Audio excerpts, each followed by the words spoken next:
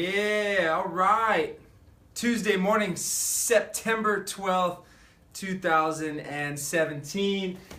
How's it? All my parents out there, this message is for you. If you guys have never been here before, you don't know who I am. My name is Luke KAYYEM.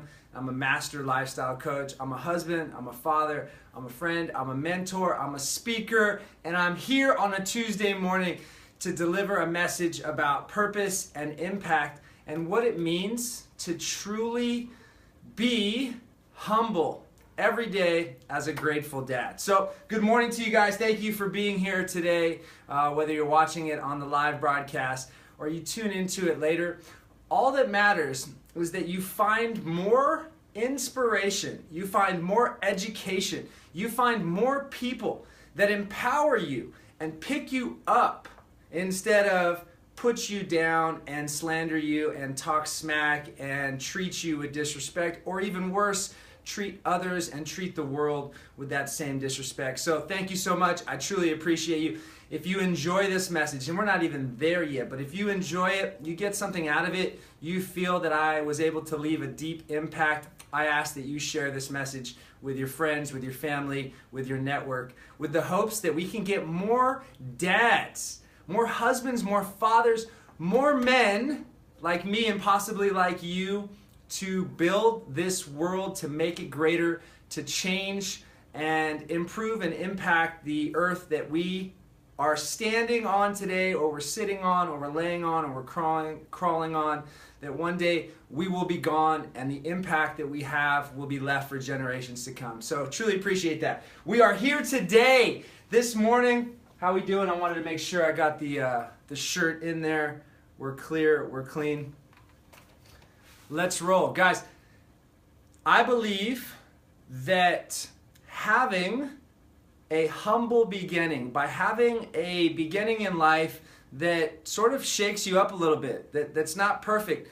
And we talk about the middle class being average. If you're in the lower class, or you grew up in a tough neighborhood, or you grew up without, things like Whole Foods, and it was a tough childhood for you, it was a struggle, you found a way to get up and get out of there. You talk about the upper class and the fact that they were handed everything to them, possibly growing up in private school and having all kinds of things that most of us would never even get an opportunity to have given to them. When we talk about that middle class, we talk about the guys who, they don't have to work too hard because things might come easy to them, or they might be given to them, and they definitely haven't had too hard of a struggle. So ask yourself this question, like the kind of father that you are, and this obviously is for all my men and my husbands and my fathers out there, but the kind of father that you are, how did you get to that place? What was it that sculpted, that shifted, that made you who you are as a father? And I had a very humble beginning in the fact that I didn't grow up with a father. I never met my father, never met my dad. Looked for him, searched for him, but never found him. And him and I connected when I was 9 or 10 through some letters. And because of that pain, because of that conflict, because of what I grew up with, I made a decision that when I grew up and I was going to have children of my own, I was going to be a father. I was going to be present. I was going to be a grateful dad. I was going to become a father of the future. And ask yourself this question: how did you get to the way that you are as a dad? And right now, right here where I'm standing, I just kissed my kids. Mom took them to school. First of all my single parents out there, I don't care if you're a mom, I don't care if you're a dad, I don't care if you're a grandma or a grandparent. If you're a single parent or a single grandma or grandparent who's taking care of their grandchildren, big ups to you. It's hard. It's really hard. I don't know what I would do if I didn't have that support team and that support system with my wife, so that we can exchange and do things for each other and for our children. Because without that, it would be crazy. I also don't know how you have more than 2 or 3 kids. All my parents out there, 4, 5, 6, 7, 8, 9, 10 kids, that's absolutely crazy. And I don't know how you did it or how you're doing it, but again, big shout outs to you. When I had kids, I made a dedication, I made a commitment, and I've had to make a consistent effort every single day to show up for them, to show up for their friends, for their school, for their friends' parents, to show up for their sports, to show up to where I can feed them, to where I can groom them, to where I can teach them, so that I can leave lessons for them, but not just for them, because it's not just about us and it's not just about them, it's about their children and it's about their children's children. So if you wake up, or you woke up this morning and you're looking at how crazy life can be, and you don't know if you're putting in enough work or enough energy or enough effort towards your children, then you're probably not. If you're questioning yourself about how good of a parent you are, about how good of a father you are, if you're doing the right things, then you're not doing enough. You can never do enough. And that's the most important message I can share with you guys today, is you've got to treat your family. You've got to treat your kids and your children. You've got to treat your wife. You've got to treat those relationships that are the most important ones, the ones you'll never, ever, ever, ever have again, like it is your career, like it's your job, like you're a police officer and a firefighter, and every single day your mission is to save lives. That's how you have to treat your family. You have to treat them with respect. You have to treat them with love. Let me ask you another question. Why is it that the ones we love most, the ones we hold closest to us, are usually the ones that we speak to the worst? We either yell or we scream or we have a bad attitude. And I see it with my kids, and sometimes I gotta let them know, listen, you're talking to somebody who loves you more than anybody else in this world, like trash, like garbage, like shit. You need to take your ass back up to that room and come back down correct. That's my lesson. Those are my values, right? What are your values? If you don't have values, you don't have anything set. Maybe you grew up without parents, maybe you grew up in foster care, maybe you were adopted, and you have zero values to look back on. Your values are who you are. Your spirit is who you are, what lies within inside of you. And because of that spirit, because of that person that you are, regardless of how you grew up or where you grew up, those are the lessons now that you can pay forward, that you can teach your children and your children's children and your children's children's children. Because really, guys, it's not about us. We're gone. It's about the future people of this world and of this earth who aren't even alive yet. Think about that when you start to do things. Think about that. What is the legacy I'm going to leave behind?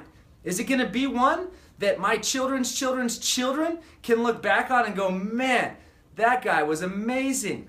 He shifted an entire industry. He changed the world. He had such great and deep impact. My grandfather, my great-grandfather, there he is right there. There's a small picture of him on a screen somewhere, right? Because there may not be printed pictures of people, but who cares? It doesn't matter. The legacy that we leave behind is far more important than the life we're leaving right now. One more time. The legacy that we leave behind is far more important than the life we're living right now. However, the life that we're living right now is going to set us up to be able to leave something to our children for future generations to come. Which is why I am here today talking to you about being a humble and grateful dad. Each and every single day, I feel blessed to wake up, to be able to teach my kids, to be able to share time with them. This morning, I'm going to tell you guys just a really quick story.